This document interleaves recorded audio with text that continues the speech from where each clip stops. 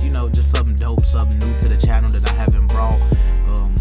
And I just feel like y'all need this. This is gonna push me forward in terms of my value to the industry. So I go in with the Babeless Flash FXs and I set my guideline at least an inch from the bottom of the neck. One thing that I notice about these straight hair clients is you really have to set those guidelines, and you got to push into those fades, because you try to stay in a small rim, and that's what blocks you from creating a dope fade or a dope transition. You have to go up in terms of doing a fade.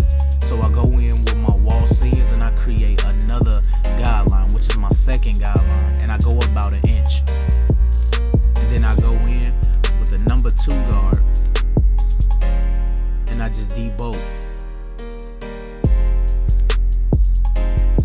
And the whole objective of debulking at the bottom or at the top of the nape area is that you want to create the illusion without pushing the fade too high. And the reason that I took this approach to doing this is because while doing that, it's easier for my fade not to be misplaced or not to be out of line. Like, it's just easier for me to transition from the bulk down to the fade area. So if I want to fade in a tight area, I feel like I have a better chance fading this way because I already down faded the top, meaning I will not be pushing the fade higher.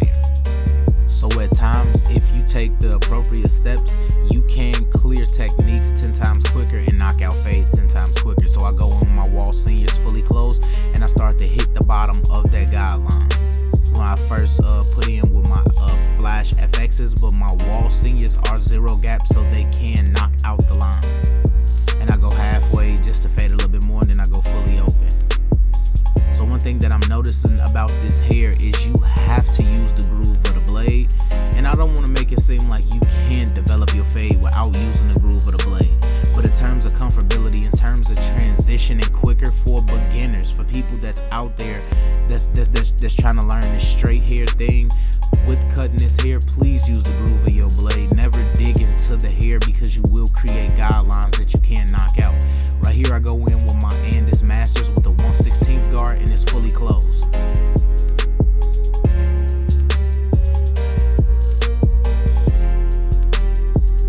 And then I go right up under that with the Masters fully open, and then I get to closing them as I come down some, just to create the transition of keeping the fade very buttery, very feathery. That's just always been the whole objective through every video or through every tape I've ever displayed for y'all. And right here we go in with a 1/8 guard and that's fully open. And I go in completely open just so I don't push the fade too high, and I'll be able to see what my last guideline will be. Then I go in halfway and I just get the flicking at that line. Always keeping my Masters angle so I can use the groove of the blade going up and down, opposed to actually digging in the head. And that's how you create the transition for dope fades. So I just repeat the same steps here. I'm fully open, then I drop halfway right here, and you can watch me drop fully closed. And then I'm finna hit the middle of the taper because I still kind of see a dark spot right there. So like the whole objective or the whole perception behind this straight hair thing is you have to use your clippers. Look how ergonomic I'm holding my clippers. Like in terms of the aerodynamicness, I'm using the corner of them blades and I'm going in scooping motions and I'm going straight up and down. As you guys can see here, I'm not digging, I'm going straight up using the groove of the blade and the actual contours of his head to keep this fade in this area. And that's with a 1/4 guard, which would be considered the 1.5 guard for the wall system. Now personally, you have some people on the video who's going to wonder why I didn't use the walls fully through. I do not like the walls guard 1 and up. Like, I hate every guard. If it's not the 1.5, excuse me, I hate every guard. Every guard. It just Masters to the T. Like, they've been around for the longest. They just hold the most power to me, and ain't nothing competing with this clipper in terms of heaviness and fading at the same time in terms of comfortability. Like, yeah, you got 76s or big model clippers that are heavy, but which ones are heavy and you can obtain, not even obtain, but in level of comfortability that you can fade all day with them. I love the Masters, I love the trigger, I love the lever, I love everything about the Masters. Like, if you guys didn't know, I am Masters to the core. Like, I don't care what nobody talking about. to the core. So I just readjusted my 1/4 guard because it kind of like snapped off. So I just readjusted it and I just went in fully open it, and I'm nudging at the bottom of the fade. And then I go in halfway and I just get the nudging at the bottom of the fade, because the whole thing about fades or tapers is just creating the transition. It's never been hard to create the transition. It's whether you taking your time or not. One thing I noticed about myself when starting off doing a lot of straight hair is I always fail in terms of how recklessly I faded this hair. This hair is way more delicate, so you don't have to do as much and you don't have to be as aggressive because the hair holds no crazy curl pattern in terms of like coarse hair, or like when cutting an African American, that hair coils, so you know it's gonna give you a rougher time. But back to the video, I go in with the Babyliss FX flashes and I just create that first initial guideline. I'm setting my ball line, we're doing a ball taper on this client, and then I go in with the number 2 fully open, and then you guys are gonna see me use the hilt of the blade right here, going straight up and down and not digging into the client's head to create a transition to help me fade eventually from the bottom to the top. And that's just so dope to me. Like, we've got to a place now where the level of comfortability is there. Innovation in the game is unmatched right now. If y'all see what Tomb 45 doing, please hashtag Tomb 45.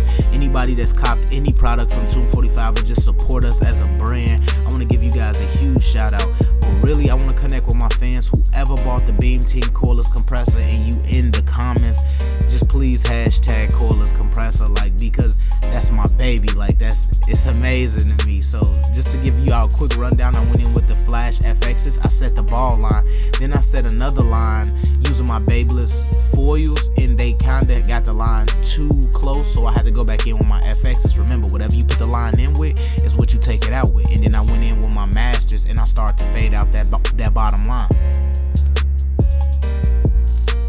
Everything in this game is repetition. One thing that I learned from a couple of my teammates, like Bossio told me, like, the way I approach straight hair and black hair is the same. He never changed his techniques for anything. With that being said, stick to your techniques, because jumping out of your techniques at times can be your ultimate downfall of why the haircut don't hit as hard at the end.